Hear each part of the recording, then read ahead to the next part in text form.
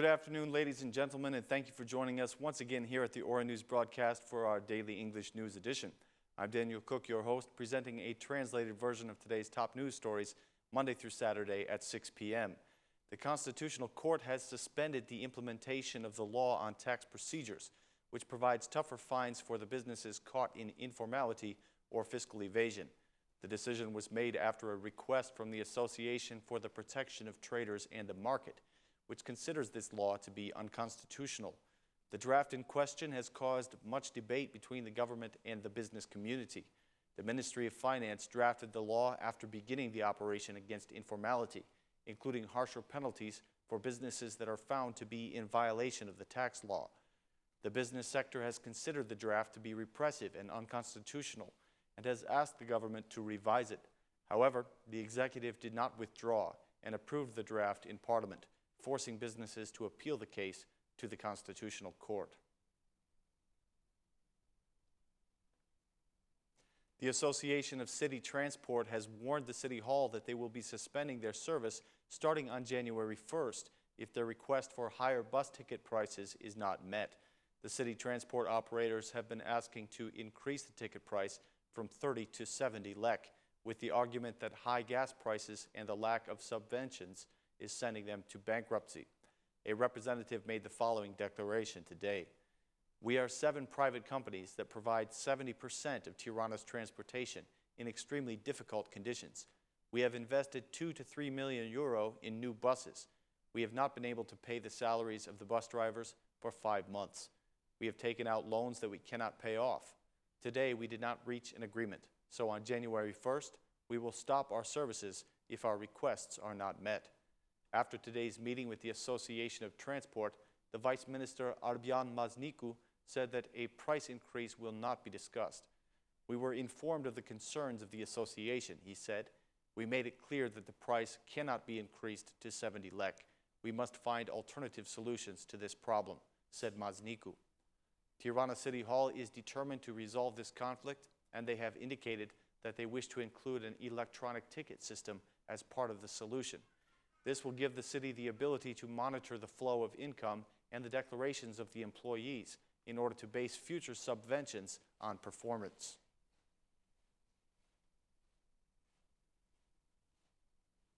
The Minister of Justice, Manjani, gave an interview for Aura News today and discussed the drafted opinion on the justice reform released by the Venice Commission. He said, "The conclusions of the Venice Commission are positive, and we should treat them as a guide to implement the reform and find the necessary solutions." He went on to say that everyone wanted the judicial reform, but common ground is simply not being reached. As far as I have heard, everyone without exception wants the judicial reform, he said.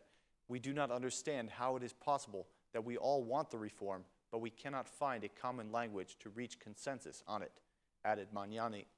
If we do not manage to have an independent judiciary, independent courts, and a prosecution that is separate from the politics and serves people quickly, then we have accomplished nothing, said Manjani.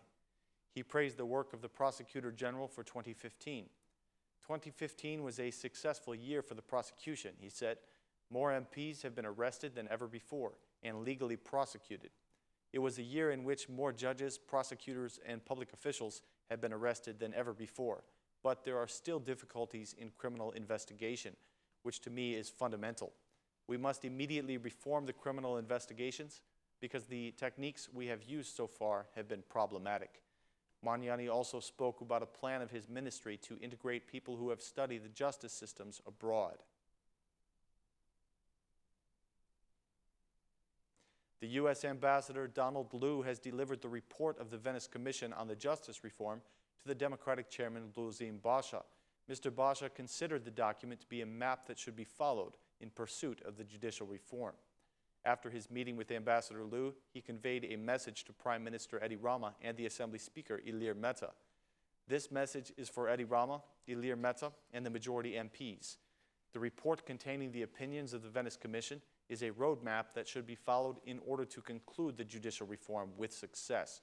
On behalf of the Democratic Party, I invite you to join us for a comprehensive and quick reform, which will fight corruption and prevent political control of justice. The Democratic Party will rigorously follow the recommendations of the Venice Commission and I encourage the other parties to do the same, declared Chairman Basha. The U.S. ambassador also met with the former Prime Minister Salih Berisha to discuss the justice reform. Berisha considered the document to be a very solid basis to make a justice reform that will be the best for the country. Ambassador Liu thanked Mr. Berisha for his serious commitment to this fundamental process and for his role in approving the decriminalization law. On his part, Mr. Berisha thanked the ambassador for his support and dedication to the decriminalization process, as well as the judicial reform.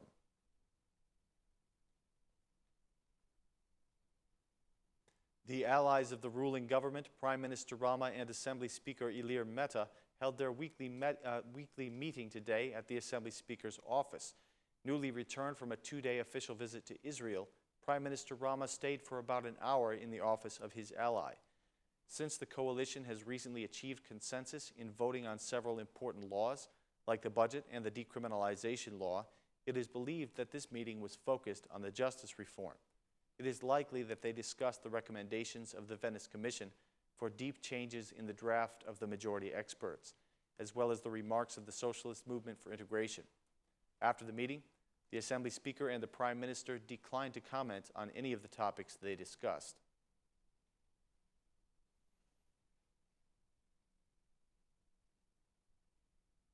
Starting from today, the National Library will have in its archive a copy of the Manjani by Gjon Buzuku, which was donated to President Nishani by Pope Francis in September.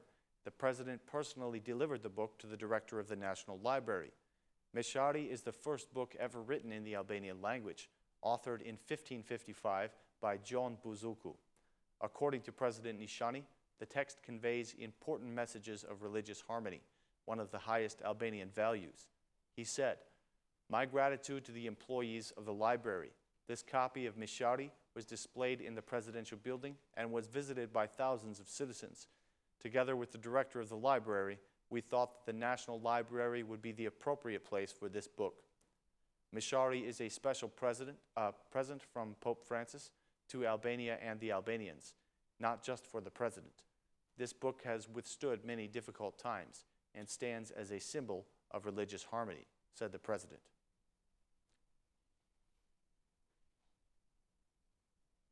During his visit to Israel, Prime Minister Rama was received by the former president, Shimon Peres. Mr. Peres declared that Albania is undergoing notable changes under the governance of Prime Minister Rama. He made the following statement: "You have shown that you are serving with ingenuity and goodwill toward many people and have managed to restore Albania to the map once again. As far as I understand, you have far too many problems, but what you did in such a short time is fantastic, so I want to congratulate you." He expressed that he is ready to help Albania because small countries may become great, not through armies, but through education. Prime Minister Rama praised the popular image of former President Shimon Peres as a messenger of understanding and peaceful coexistence between countries. Mr. Rama awarded him with the Prime Minister's Medal of Appreciation. The meeting was held in the Peres Center for Peace, where representatives of the Albanian Jewish community were present.